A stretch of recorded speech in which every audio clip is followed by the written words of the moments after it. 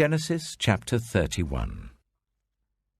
Jacob heard that Laban's sons were saying, "Jacob has taken everything our father owned, and has gained all this wealth from what belonged to our father." And Jacob noticed that Laban's attitude toward him was not what it had been. Then the Lord said to Jacob, "Go back to the land of your fathers and to your relatives, and I will be with you." So Jacob sent word to Rachel and Leah to come out to the fields where his flocks were. He said to them, "I see that your father's attitude towards me is not what it was before, but the God of my father has been with me. You know that I've worked for your father with all my strength, yet your father has cheated me by changing my wages 10 times. However, God has not allowed him to harm me. If he said, 'The speckled ones will be your wages,' then all the flocks gave birth to speckled young. And if he said, 'The streaked ones will be your wages,' then all the flocks bore streaked young. So God has taken away your father's livestock and has given them to me. In breeding season, I once had a dream, in which I looked up and saw that the male goats mating with the flock were streaked, speckled, or spotted. The angel of God said to me in the dream, 'Jacob.' I answered, 'Here I am.' And he said, 'Look up and see that all the male goats mating with the flock are streaked, speckled, or spotted, for I have seen all that Laban has been doing to you. I am the God of Bethel, where you anointed a pillar and where you made a vow to me. Now leave this land at once and go back to your native land.'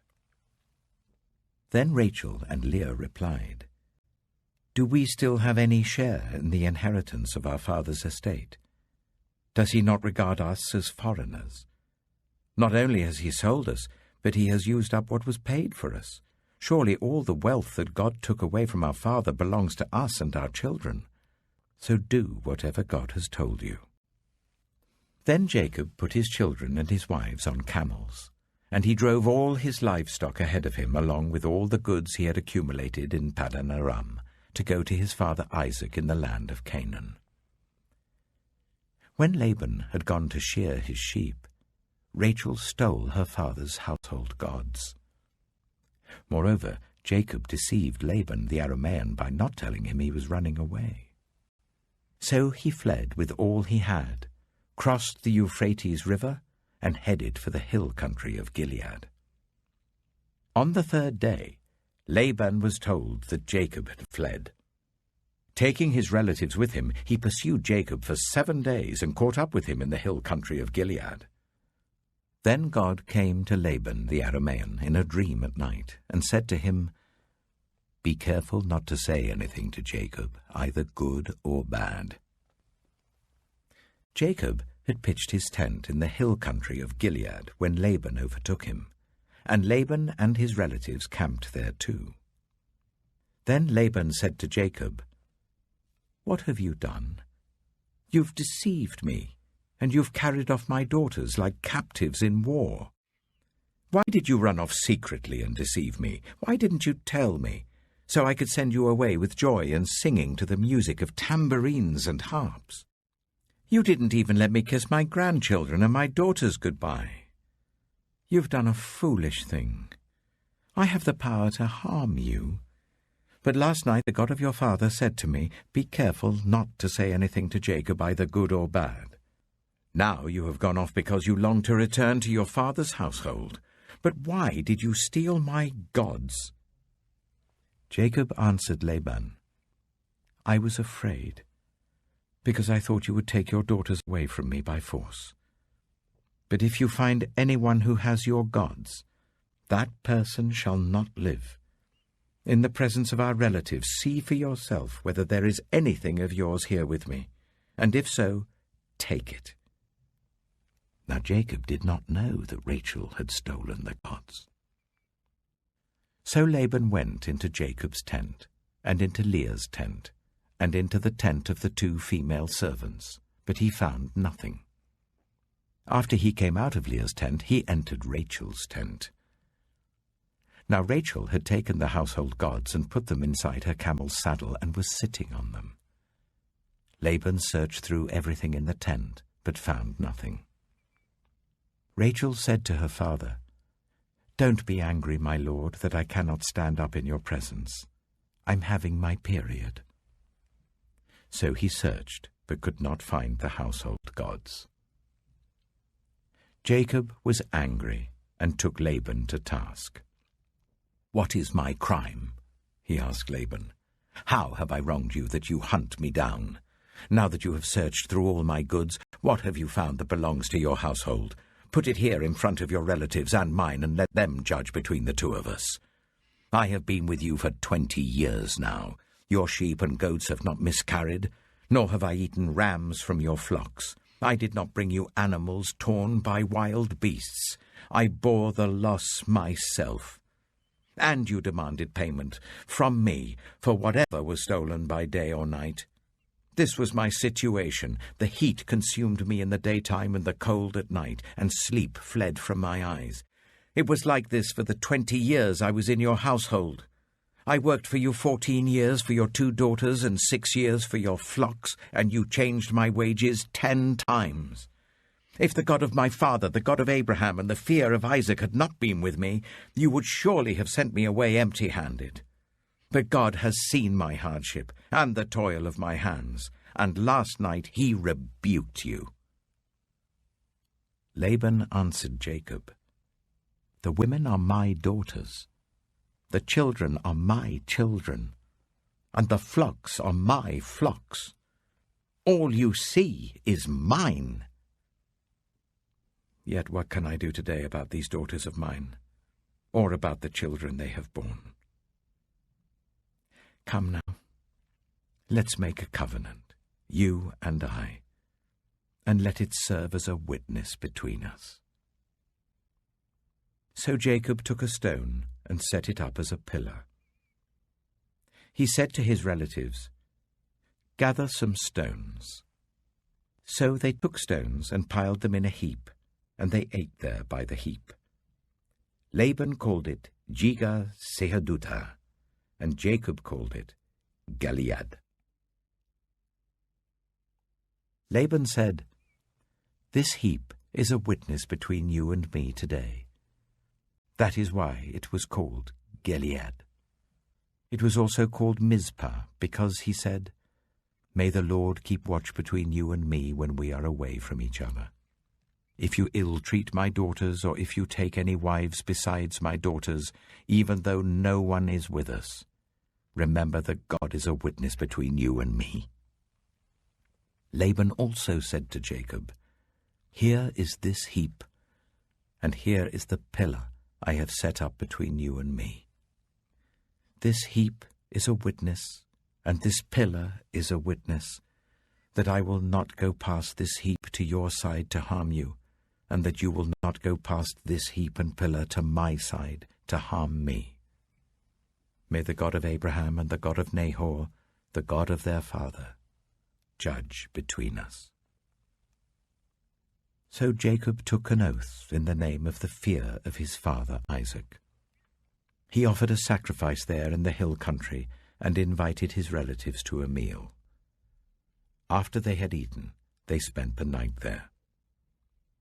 Early the next morning, Laban kissed his grandchildren and his daughters and blessed them. Then he left and returned home.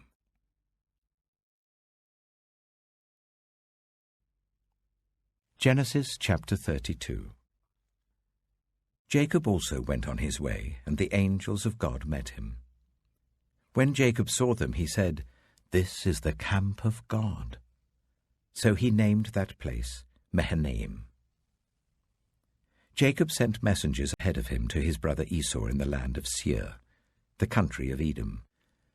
He instructed them, "This is what you are to say to my lord Esau. Your servant Jacob says, I have been staying with Laban and have remained there till now. I have cattle and donkeys, sheep and goats, male and female servants. Now I am sending this message to my lord, that I may find favor in your eyes.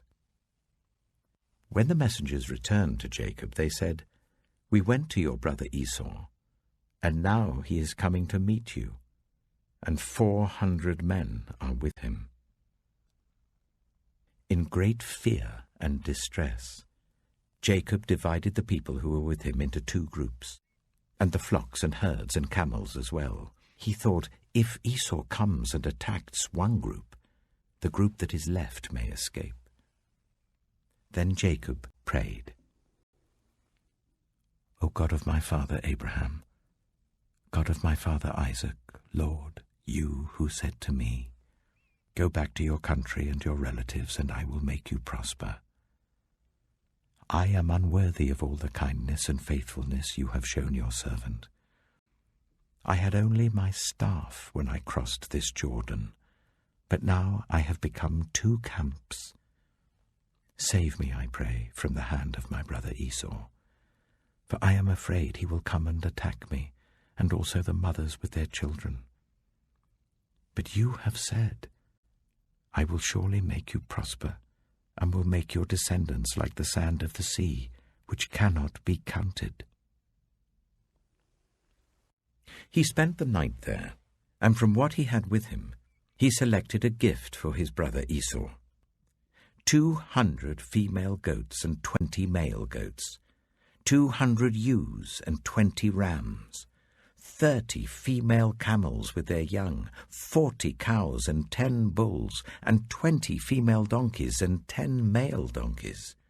He put them in the care of his servants, each herd by itself, and said to his servants, "Go ahead of me, and keep some space between the herds." He instructed the one in the lead, "When my brother Esau meets you and asks, 'Who do you belong to, and where are you going, and who owns all these animals in front of you?' then you are to say, 'They belong to your servant Jacob. They are a gift sent to my lord Esau, and he is coming behind us.'" He also instructed the second, the third, and all the others who followed the herds, "You are to say the same thing to Esau when you meet him, and be sure to say, 'Your servant Jacob is coming behind us.' For he thought, 'I will pacify him with these gifts I'm sending on ahead. Later, when I see him, perhaps he will receive me.' So Jacob's gifts went on ahead of him, but he himself spent the night in the camp. That night Jacob got up and took his 2 wives, his 2 female servants, and his 11 sons, and crossed the ford of the Jabbok. After he had sent them across the stream, he sent over all his possessions. So Jacob was left alone, and a man wrestled with him till daybreak. When the man saw that he could not overpower him, he touched the socket of Jacob's hip, so that his hip was wrenched as he wrestled with the man. Then the man said, "Let me go, for it is daybreak." But Jacob replied, "I will not let you go, unless you bless me." The man asked him, "What is your name?" "Jacob," he answered. Then the man said, "Your name will no longer be Jacob, but Israel, because you have struggled with God and with humans and have overcome." Jacob said, "Please tell me your name." But he replied, "Why do you ask my name?" Then he blessed him there. So Jacob called the place Peniel, saying, "It is because I saw God face to face, and yet my life was spared." The sun rose above him as he passed Peniel, and he was limping because of his hip.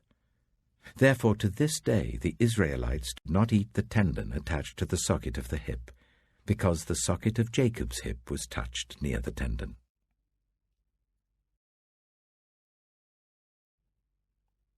Genesis chapter 33. Jacob looked up, and there was Esau, coming with his 400 men. So he divided the children among Leah, Rachel, and the 2 female servants, He put the female servants and their children in front, Leah and her children next, and Rachel and Joseph in the rear. He himself went on ahead and bowed down to the ground 7 times as he approached his brother. But Esau ran to meet Jacob and embraced him. He threw his arms around his neck and kissed him, and they wept. Then Esau looked up and saw the women and children. "Who are these with you?" he asked. Jacob answered, "They are the children God has graciously given your servant." Then the female servants and their children approached and bowed down. Next Leah and her children came and bowed down. Last of all came Joseph and Rachel, and they too bowed down. Esau asked, "What's the meaning of all these flocks and herds I met?" "To find favor in your eyes, my lord," he said. But Esau said, "I already have plenty, my brother. Keep what you have for yourself." "No, please," said Jacob. "If I have found favor in your eyes, accept this gift from me. For to see your face is like seeing the face of God now that you have received me favorably. Please accept the present that was brought to you, for God has been gracious to me, and I have all I need." And because Jacob insisted, Esau accepted it. Then Esau said, "Let us be on our way. I'll accompany you." But Jacob said to him, "My Lord knows that the children are tender, and that I must care for the ewes and cows that are nursing their young. If they are driven hard just one day, all the animals will die. So let my Lord go on ahead of his servant while I move along slowly at the pace of the flocks and herds before me, and the pace of the children, until I come to my Lord in Seir." Esau said, "Then let me leave some of my men with you." "But why do that?" Jacob asked. "Just let me find favor in the eyes of my Lord." So that day Esau started on his way back to Seir. Jacob, however, went to Succoth, where he built a place for himself and made shelters for his livestock. That is why the place is called Succoth. After Jacob came from Paddan Aram, he arrived safely at the city of Shechem in Canaan, and camped within sight of the city. For 100 pieces of silver he bought from the sons of Hamor, the father of Shechem, the plot of ground where he pitched his tent. There he set up an altar, and called it El Elohe Israel.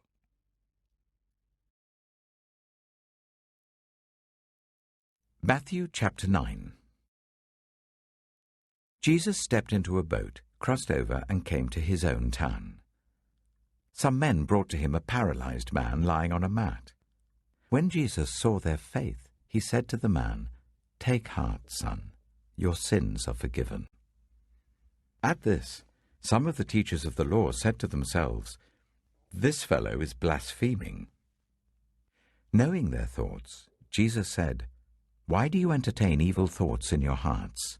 Which is easier, to say, 'Your sins are forgiven,' or to say, 'Get up and walk'? But I want you to know that the Son of Man has authority on earth to forgive sins." So he said to the paralyzed man, "Get up, take your mat, and go home." Then the man got up and went home. When the crowd saw this, they were filled with awe, and they praised God, who had given such authority to man. As Jesus went on from there, he saw a man named Matthew sitting at the tax collector's booth. "Follow me," he told him, and Matthew got up and followed him. While Jesus was having dinner at Matthew's house, many tax collectors and sinners came and ate with him and his disciples. When the Pharisees saw this, they asked his disciples, "Why does your teacher eat with tax collectors and sinners?" On hearing this, Jesus said, "It is not the healthy who need a doctor, but those who are ill. But go and learn what this means. I desire mercy, not sacrifice. For I have not come to call the righteous, but sinners." Then John's disciples came and asked him, "How is it that we and the Pharisees fast often, but your disciples do not fast?" Jesus answered, "How can the guests of the bridegroom mourn while he is with them? The time will come when the bridegroom will be taken from them. Then they will fast. No one sews a patch of unshrunk cloth on an old garment, for the patch will pull away from the garment, making the tear worse. Neither do people pour new wine into old wineskins. If they do, the skins will burst. The wine will run out, and the wineskins will be ruined. No, they pour new wine into new wineskins, and both are preserved." While he was saying this, a synagogue leader came and knelt before him and said, "My daughter has just died, but come and put your hand on her, and she will live." Jesus got up and went with him, and so did his disciples. Just then, a woman who had been subject to bleeding for 12 years came up behind him and touched the edge of his cloak. She said to herself, "If I only touch his cloak, I will be healed." Jesus turned and saw her. "Take heart, daughter," he said. "Your faith has healed you." And the woman was healed at that moment. When Jesus entered the synagogue leader's house and saw the noisy crowd and the people playing pipes, he said, "Go away. The girl is not dead, but asleep." But they laughed at him. After the crowd had been put outside, he went in and took the girl by the hand, and she got up. News of this spread through all that region. As Jesus went on from there, 2 blind men followed him, calling out, "Have mercy on us, Son of David." When he had gone indoors, the blind men came to him, and he asked them, "Do you believe I'm able to do this?" "Yes, Lord," they replied. Then he touched their eyes and said, "According to your faith, let it be done to you." And their sight was restored. Jesus warned them sternly, "See that no one knows about this." But they went out and spread the news about him all over that region. While they were going out, a man who was demon-possessed and could not talk was brought to Jesus. And when the demon was driven out, the man who had been mute spoke. The crowd was amazed and said, "Nothing like this has ever been seen in Israel." But the Pharisees said, "It is by the prince of demons that he drives out demons." Jesus went through all the towns and villages, teaching in their synagogues, proclaiming the good news of the kingdom, and healing every disease and illness. When he saw the crowds, he had compassion on them, because they were harassed and helpless, like sheep without a shepherd. Then he said to his disciples, "The harvest is plentiful, but the workers are few. Ask the Lord of the harvest, therefore, to send out workers into his harvest field."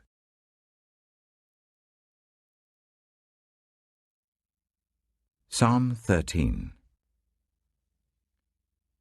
How long, Lord, will you forget me forever? How long will you hide your face from me? How long must I wrestle with my thoughts, and day after day have sorrow in my heart? How long will my enemy triumph over me? Look on me and answer, Lord my God. Give light to my eyes, or I will sleep in death, and my enemy will say, I have overcome him, and my foes will rejoice when I fall. But I trust in your unfailing love. My heart rejoices in your salvation. I will sing the Lord's praise, for he has been good to me.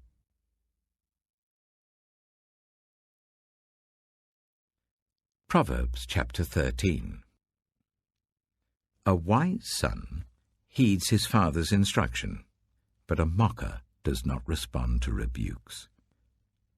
From the fruit of their lips people enjoy good things, but the unfaithful have an appetite for violence. Those who guard their lips preserve their lives, but those who speak rashly will come to ruin. A sluggard's appetite is never filled, but the desires of the diligent are fully satisfied. The righteous hate what is false, but the wicked make themselves obnoxious and bring shame on themselves. Righteousness guards the person of integrity, but wickedness overthrows the sinner. One person pretends to be rich, yet has nothing. Another pretends to be poor, yet has great wealth. A person's riches may ransom their life, but the poor cannot respond to threatening rebukes. The light of the righteous shines brightly, but the lamp of the wicked is snuffed out. Where there is strife, there is pride, but wisdom is found in those who take advice. Dishonest money dwindles away, but whoever gathers money little by little makes it grow. Hope deferred makes the heart sick, but a longing fulfilled is a tree of life. Whoever scorns instruction will pay for it, but whoever respects a command is rewarded. The teaching of the wise is a fountain of life, turning a person from the snares of death. Good judgment wins favor, but the way of the unfaithful leads to their destruction. All who are prudent act with knowledge, but fools expose their folly. A wicked messenger falls into trouble, but a trustworthy envoy brings healing. Whoever disregards discipline comes to poverty and shame, but whoever heeds correction is honored. A longing fulfilled is sweet to the soul, but fools detest turning from evil. Walk with the wise and become wise, for a companion of fools suffers harm. Trouble pursues the sinner, but the righteous are rewarded with good things. A good person leaves an inheritance for their children's children, but a sinner's wealth is stored up for the righteous. An unploughed field produces food for the poor, but injustice sweeps it away. Whoever spares the rod hates their children, but the one who loves their children is careful to discipline them. The righteous eat to their heart's content, but the stomach of the wicked goes hungry.